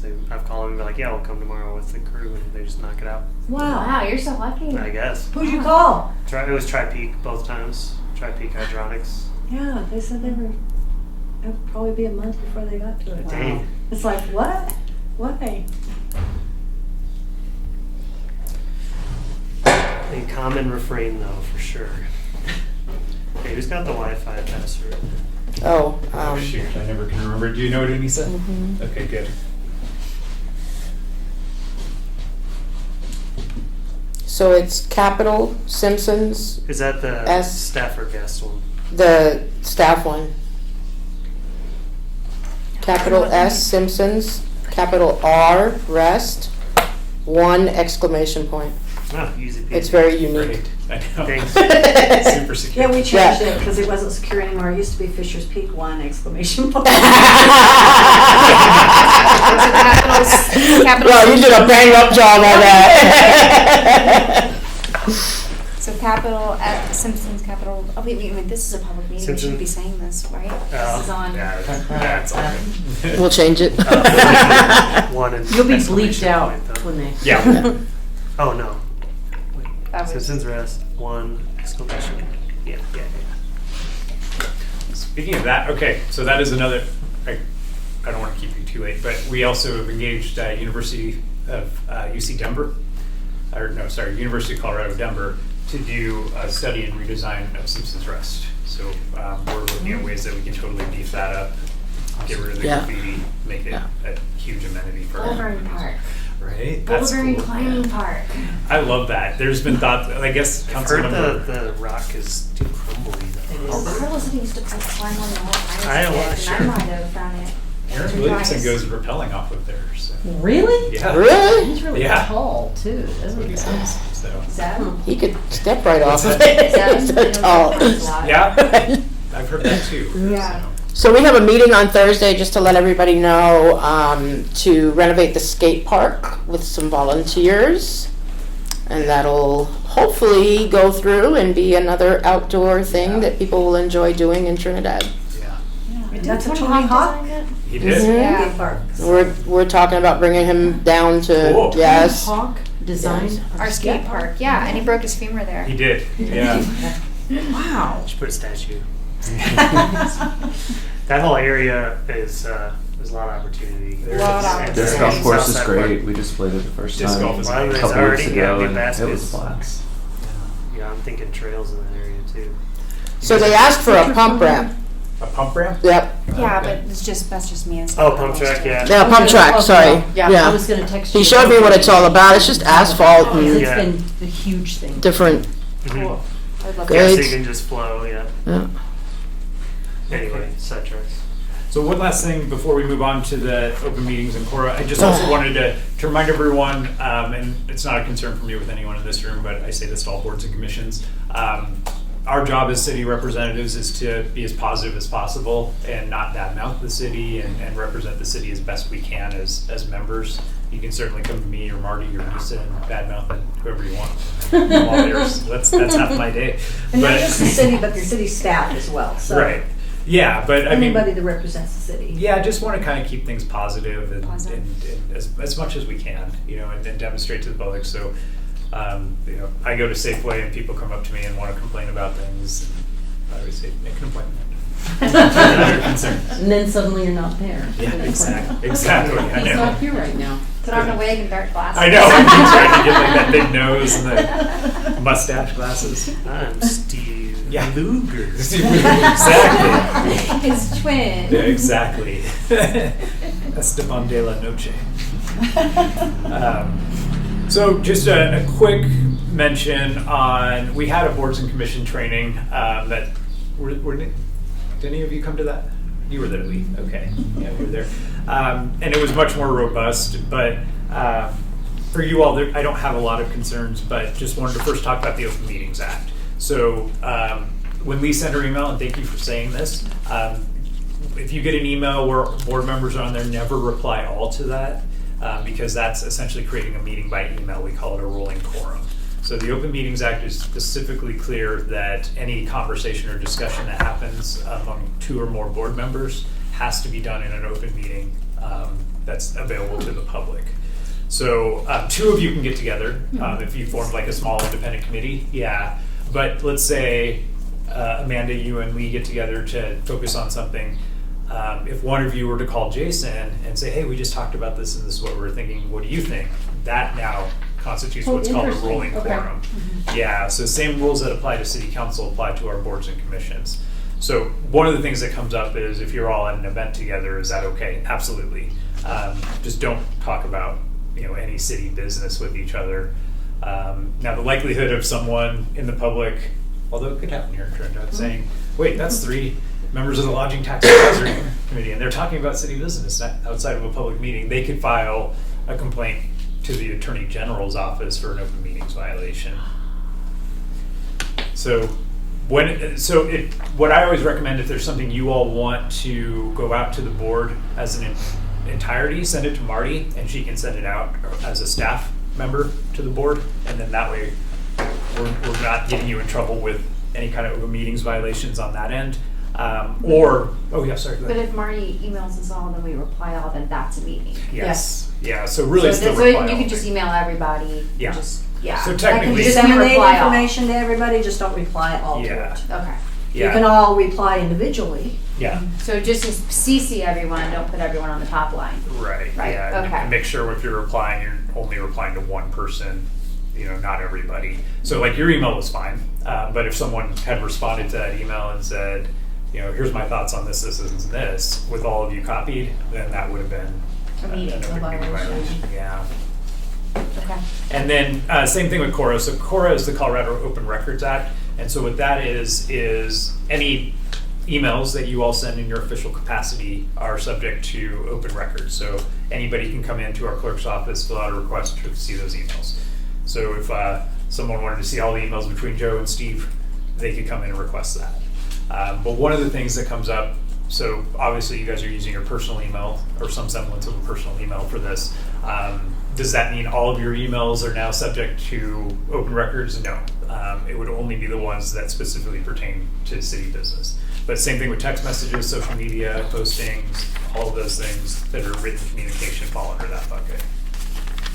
So again, the likelihood of anyone coming and requesting emails or information from you all is very low, but it is there. So keep that in mind. The rule of thumb, never put anything in an email that you don't want to see in the paper. Okay, any questions on open meetings or CORA or anything? That's the crash course, but we'll keep you in line. Or we'll do our best. You can keep us in line too. Okay, so next we have appointment of officers. So we're hoping tonight you all will be able to select a president, vice president, and secretary. So the way the process works is any one of you can nominate anybody else. You can self-nominate too. And then we would need a motion and a second for that appointment. And if there's a majority vote, that would happen. So I guess I would start by just saying, is there anybody who wants to be president? Wow, all the hands are going up right away. I'd rather be president than vice president. I'll be happy to be president too, whatever. Yeah, and really, so just to explain the role, so the chair basically, the president, would be the person who officiates over the meetings, calls the agenda items, calls for a vote on items, and is basically the ceremonial head of the group, and enforces Robert's rules, which staff will help you with as well. And the vice president pretty much takes what the plans are and gets everybody else kind of on board? There's really no defined role. Really, the vice chair, vice president would only be Fill in. acting if the president's absent Not for a even if they meeting. got So it. that's really all Okay. it is. Or if they're like on Zoom or something, I think it would be more appropriate for the person in person. Yeah, The exactly. person in person? Yeah, delegated type Yeah. of thing. So Okay, so we have 2 self-nominations. one, two, One, two, Yeah. 2. two. Okay, does someone want to make a motion to appoint someone as? I'll make the motion for Lee. Okay. Second. Okay. Let Marty call the vote. All in favor, say aye. Aye. Aye. Aye. Thanks, guys. Congratulations or condolences. One of the two. I just wanted to look at the ordinance. You have president on here, but do we call him? I just wanna Yeah, make is sure. it president or chair? That's what I wanted to make Yeah, it's always been chair. sure. Yeah. Could be chair. So I think it is chair. Chair. Chair is sounds in nicer than ordinance. president Yeah. anyway. I Yeah. like that better. Yep. So chair. Chair. Okay. So then we would need a vice chair. Vice chair. I nominate Amanda. Okay. Is there a second on that? Second. Okay. All in favor? Any opposed? Aye. Okay. Okay. And then secretary is typically the person who would record minutes and produce minutes for the meetings and that type of thing. So is there anybody who would like to help out with minutes? Staff has a role in that too. Marty usually puts the meeting minutes together, but she would likely go to a secretary to have them reviewed before presenting to the full board. I'll self-nominate. Okay. I've got some. If you wouldn't have, I would have nominated you because you're so on this. I've got some good minutes coming. Good. Okay. We have We have a a second. second, yeah. Okay. Okay. All in favor? Aye. Any opposed? Cool. Easy. So the last thing is development of meeting schedule. So you all, as a group, can decide when the best time is to meet. It doesn't have to be evenings. We just proposed this day as the first meeting, and thank God it worked for you all. But this is really your time to have a discussion of when would be best. Typically, we want to say at least one meeting a month. And then, certainly we want to maybe talk about tonight getting to that retreat as well in the next month or two, so we can have a lot more robust conversation. It would be nice if it involved food every once in a while. Are you bringing That it? retreat for sure. Yeah, or those always do. Also, it'd be cool to have it every once in a while where it is that we need to focus. Like Okay. a great place to visit for tourism, whether it's Yeah. the space to create or Monument Lake Resort or something like that, because that kind of gets us in the. Yeah, we just have to notice it and give the public the opportunity to be there, but we can accomplish that certainly with Zoom as well. So having them different locations is not, a logistical problem. What I would recommend is you guys pick a dedicated day once a month. And the cool thing is you can always call special meetings anytime you want. So you're not limited to just that one meeting a month, but having that recurring schedule is good so we can get that published and out to people so they know when your meetings are. Special meetings also need to be posted though, so I'll need. They would. I do We'd have to need have that in a advance. certain time period to get it posted before the meeting. Do we think we need to do it twice a month until we're getting on our feet? I think we should. Yeah, I that's agree. great. I think we should. Yeah. Okay. Okay. How does everyone feel about certain days of the week? Let's hear it out. Yeah. Tuesday's good for me. Tuesdays are good. Yeah. Yeah, I'm okay Tuesday's with fine. maintaining Tuesday. Okay. As a- Tuesdays are almost always good for me, but sometimes I'll have to Zoom. We're Yeah. talking like lunch, maybe, or are we talking? Yeah, what do you want to do, evenings like tonight, or you can do during the day? I prefer evenings. Okay. Oh, I prefer days. Oh. I prefer evenings, but I could go either way. It's usually my only day off. Actually, it's easy, Gracie. I prefer not to do it like at noon, but yeah, other than that, just point me in the right direction. Yeah, if we have like multi-hour meetings midday, it's gonna be tough That's for tough. me. Yeah, Okay, that's you're tough. right, okay. Well, do we want to limit it? Do we just want to make it an hour and a half each time, or? You can set. You can set a time, but it's kind of hard because sometimes things Well, come up. obviously, and the you're gonna go past your beginning time. anyway, right? Yeah. We're figuring out what our format is and all that kind of Well, stuff. how about this? What would be like the latest in the day would work? 4 o'clock? Is that too? Yeah, I early in could the afternoon? always scoot early. Yeah, that's better than taking a chunk out of one day. Okay. Okay, I'm okay yeah, I'm with good with 4. that. That's still daytime. That's, yeah. So what I would suggest is the 2nd and 4th. And it's perfect Tuesdays. for happy hour too. Well, that's a good point. The 2nd. 2nd and 4th, just because council meetings are on the 1st and 3rd. Oh, okay. So- And then, So it'd be so for boards and commission meetings that I have on Yeah. the schedule, Yeah. the 2nd, Uh-huh. 5:30 is planning and zoning, Okay. and then the 4th is library board at Okay. 4. Well, I'd like for us to maybe designate space to create as your normal I would like that too. space. I think So, that's- yeah. so that, and I that like wouldn't conflict with any of those Yeah, because boards. those There we are go. here, so we can do a different location. So why Yeah. don't we Yes, shoot since we're gonna do for it around 2nd and 4th, that's space to create. 2nd and 4th? I'll is- have to So confirm Tom that has to film, Yeah, does that? can't be in 2 places at one time, so we still have to kind of work around the schedule. Okay. Hmm. Okay, never mind then. Ooh. Well, Not the library board, but the planning and zoning. yeah, you Yeah, have to do planning and zoning is P&Z. pretty important. Yeah, Well, it if you is. set up the camera at 4, at, say, space to create for this meeting, It's just dangerous for me to leave it. If Yeah. something happens, it's like, Oh. Yeah, I I'm not totally there get and I that, Tom. can't monitor it. gotcha. Then do we want to change it to When, another day or? but Wednesdays are good, where you guys were. Does Wednesday work for you? That doesn't work. Wednesdays are my normal meeting days, so Yeah, the- I'm usually in office that day. Okay. So that works. That works, but it doesn't work. As for long me. as I it's- can't do, Okay. especially at 5:30. Okay. 5:30 to 7. Can't do it. Okay. How does everyone feel about Thursdays? Thursdays are good for you? Definitely a happy hour day. Thursday was like the party day back in college. Okay. How about I Thursdays? must have missed that. Works for I me. thought that was every day. The 4th? If it was Thursday, I could be at most of them, but I would be zooming in a lot more often. Okay. Is that still considered attendance? Yeah, Yes. absolutely. Yeah, that's fine. And we're talking the 2nd and 4th? What's Yeah. on your calendar, Lise? 2nd and 4th Thursday. Ah, sorry, this takes forever to pull up. No, no worries. 2nd and 4th. Not good for That's you. not good for It's you. gonna be tough with, specifically with Dave starting trail work again. Oh, yeah. We close at 6, so. Well, so Mondays? What about I mean, Mondays? Mondays does are it, good. Mondays. does it have to be Mondays the are same good. day in the month? Can they switch it up? doesn't Can't have be to. Mondays. Mondays, yes. Oh, 'cause I you do do an inventory. inventory at work, And I can On only do Mondays Mondays. after 5. and I will be asleep. Yeah. I have to be So in really- at like 5 a.m.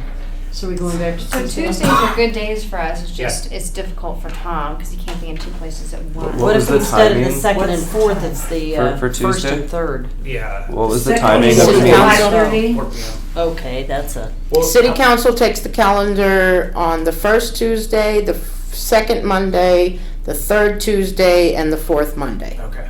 well, they start at 6 though. Right, So if we were Except doing their 4? work sessions are at 3. yes. On Mondays. Yeah, Monday work sessions are at 3, Tuesday council meetings are at 6. Okay, so if we did Tuesday at 4, would that be, City It's council already- work sessions, you're usually longer than an hour. well, that's, yeah, but those are on Those are Mondays, right? yeah. And then No, that I'm would talking also about definitely Tuesdays. keep our Tuesdays. meetings at a short time period because then we can't run into city council. So Tuesday at 4 before Yeah. council meetings. We gotta get Gotta finished. get finished. Yeah, we gotta get it done. Does that work for you, Tom?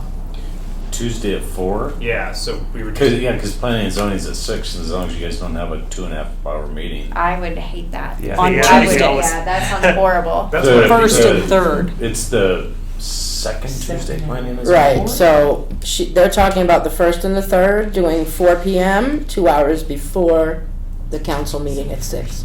That works for me. But- Because then you have plenty of time, Wouldn't right? it be the same though with P and Z? So why don't we stick to the 2nd and 4? Well, yeah, let's see, P and Z. They're Yeah, at there's 5:30 on the 2nd. 5:30, okay.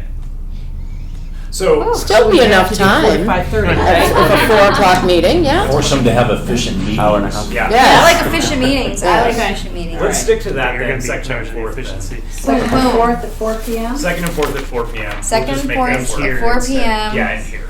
at City Tuesdays. Council. Yeah, At least to start out. yeah. Then we can designate different. That seems Yeah. Tuesdays, second and fourth at No. 4 p.m. Second and- at City Right. Council. Yeah, second and chamber. fourth. Okay. Yep, and we'll send out information on this too, so you guys have it. So that will be beginning next week. So- Next week is the first Tuesday of the month, so Oh, it's the second, 6th. It'd be yeah, the sorry. 13th would be your next meeting. And that will So give that's us 2 enough weeks from time to tonight. get the information and Yeah, digest it. we'll get cracking on that this week and get that as much out as So it'll we be the can. 13th and the 27th Yep. this month. Perfect. It's enough time to make an agenda. And we will start, and we'll start sending out Zoom links. Now, what Marty typically did with the previous tourism board was, Oh, yeah. We can move that one. We'll move that one. Art Fest board. Art Oh, Fest board. We can move that. And we Okay. did it on the 27th as well, didn't we? Oh, but we're doing it early in the day. Okay. Well, so Marty typically will send out an email, what do you do, like a week in advance of the meeting? And ask if you all have any specific agenda items that you want to have added to the agenda. So you'll have an opportunity to, add items to the agenda that you want to discuss. And then I'll send it to you for review. Yep. President, and then Yeah. get it posted and we're on our way. The previous tourism board, they weren't really super active in responding to that email, but it's helpful, even if you don't have anything, just to respond back and say, I'm good, or whatever, just so we know that we're not missing something. Okay. Okay. And that's it for tonight. Whew. It's been a meeting. Hopefully this is helpful to you guys, and again, Yes. I can't Very much. express how excited I think we all are to Yes. have you guys on our board. Yeah. Yeah, thanks to all you staff folks. Speaking of, as we're talking through your Yeah. meeting schedules, holy moly. Yeah. So, Yeah. we appreciate it.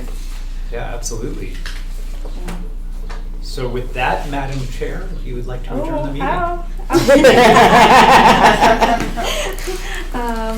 I make a movement to adjourn the meeting. Yeah, as long as no one's Second. opposed, we are Awesome.